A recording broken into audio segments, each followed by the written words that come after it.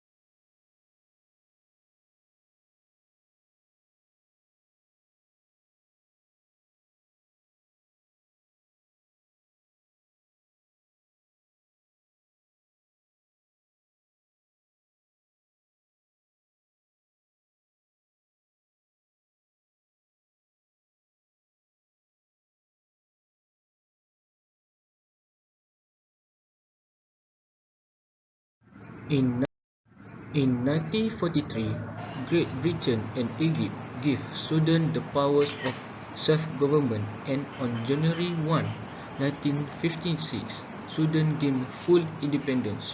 Shortly after independence, however, Sudan's leaders failed to follow through on promise to establish a federal system of government, sparking a long period of civil war between the country's north and south regions, as the North attempted to impose Muslim police and customs on the Christian South.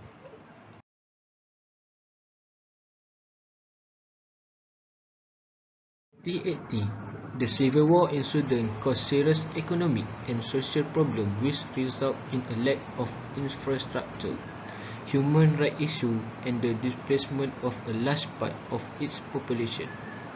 The Sudan People's Liberation Army movement (SPLA/M) was created in 1983, and Sudan and the SPLA/M reached various agreements in 2000 that would grant South Sudan independence from the rest of the country and set it on a path to independence. The government of Sudan and the SPLM/A signed the Comprehensive Peace Agreement (CPA) on January 9, 2005. After working with the United Nations Security Council, Sudan held an election alongside a referendum on South Sudan section on January 9, 2011. South Sudan legally seceded from Sudan on July 9, 2011, with over 99% of the vote in favor, become the world's 196th independent country. Next, political geography. On July 6, 2011, South Sudan's interim constitution was passed, establishing a presidential system of government and a president, Salva Kiir Mayardit, as its head. South Sudan also has a unicameral legislature and an independent judiciary, with the Supreme Court serving as the highest court. South Sudan is organized into 10 states and 3 historical provinces: Bahr el Ghazal, Equatoria, and Greater Upper Nile, with Juba, the capital city, located in the central Equatorial state.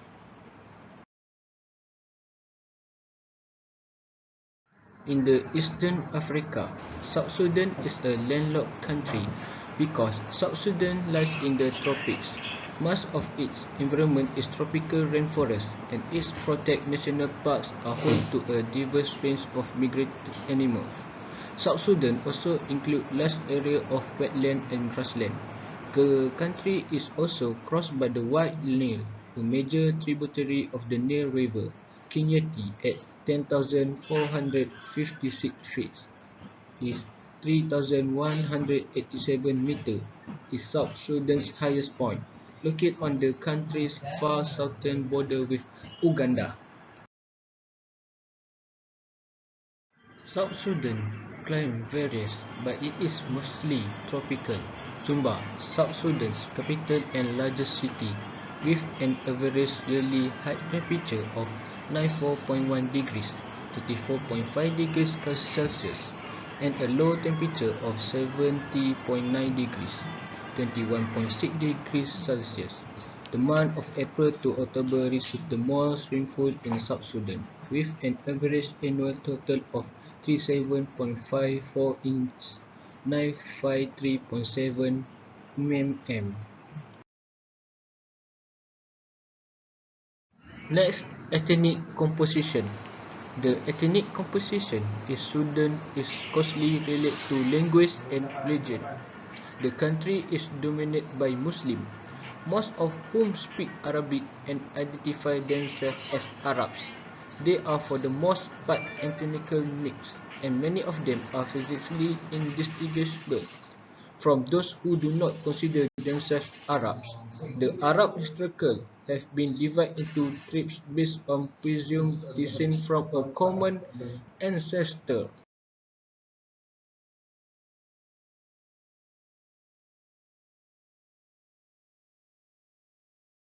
The tribal system has largely disintegrated in urban areas and settled villages. However, it retains its strength only among the nomads of the plains who raise cattle, sheep and camels. Each Arab tribe or cluster of tribes is right now assigned to a large tribal grouping, of which the two largest are the Jalain and the Juhayna.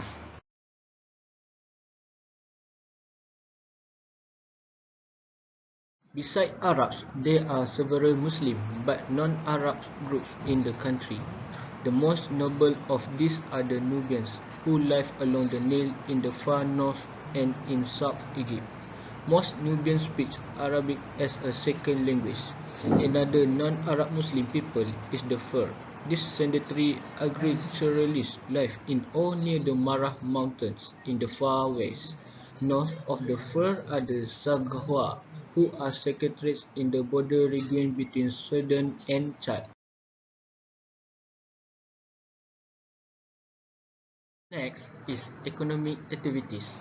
Sudan has experienced protracted social conflict, civil war, and in July 2011, the loss of three-quarters of its oil production due to the South Sudan secessions. The oil sector had driven much of Sudan's GDP growth since 1999. For nearly a decade, the economic boomed on the back of rising oil production, high oil price, and significant inflow of foreign direct investment. Since South Sudan's secession economic shocks, Sudan has struggled to stabilize its economy and make up for the loss of foreign exchange earnings. The interruption of oil production in South Sudan in 2012 for over a year, and the consequent loss of oil transit fees further exacerbated the fragile state of Sudan's economy. Ongoing conflict in southern Kordofan, Darfur and the Blue Nile state lack basic infrastructure in large areas and relies by much of the population on subsistence agriculture, keep close to half of the population below the poverty line, according to the CIA World Factbook.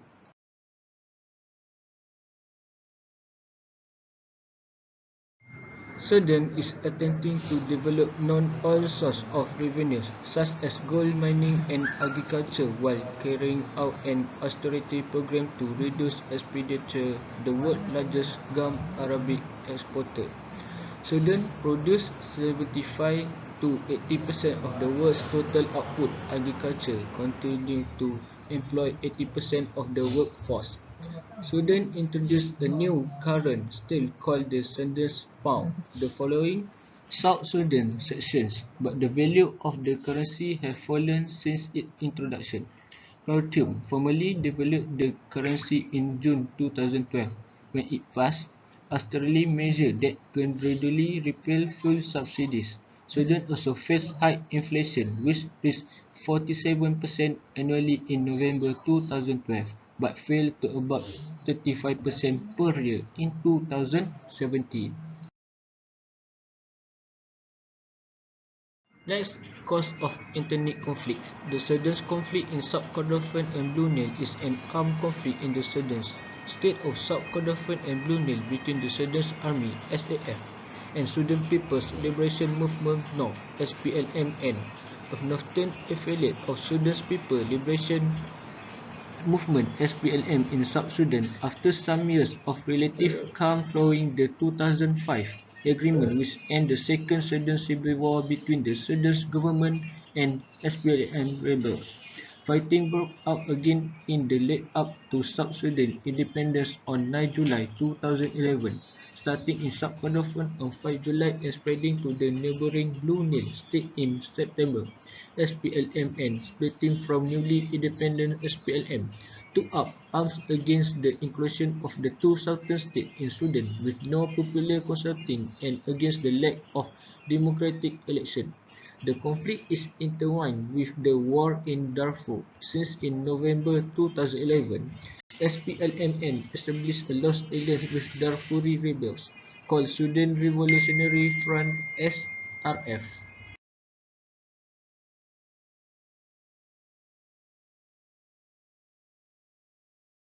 Role played by a dominant power like America, the United States recognized South Sudan as a sovereign, independent state on July 9, 2011. Following its secession from Sudan, the United States played a key role in helping create the 2005 Comprehensive Peace Agreement that laid the groundwork for the 2011 referendum on self-determination, through which the people of South Sudan overwhelmingly voted for independence. Several disputes between Sudan and South Sudan remain unresolved, including demarcation of the border, status and rights of the citizens. The United States supports the effort of the African Union High-Level Implementation Panel to help the parties work through this issue. The United States supports the Intergovernmental Authority on Development (IGAD) in its mediation effort between the parties, which resulted in the signing of agreement to resolve the conflict in the Republic of South Sudan (ARCSS) in August 2015. In February 2020, the parties formed the Transitional Government of National Unity (TGONU). The United States has been deeply involved in international efforts to end the conflict. The United States government is the leading international donor to South Sudan, providing life-saving humanitarian assistance and education to millions of South Sudan citizens that effect since the start of the crisis in December 2013. In fiscal year 2019, the United States provided more than 481 million in funding to support the humanitarian response in South Sudan. The United States collaborates with multiple United Nations agents, other donors, and non-governmental organizations to assist those affected by ongoing violence.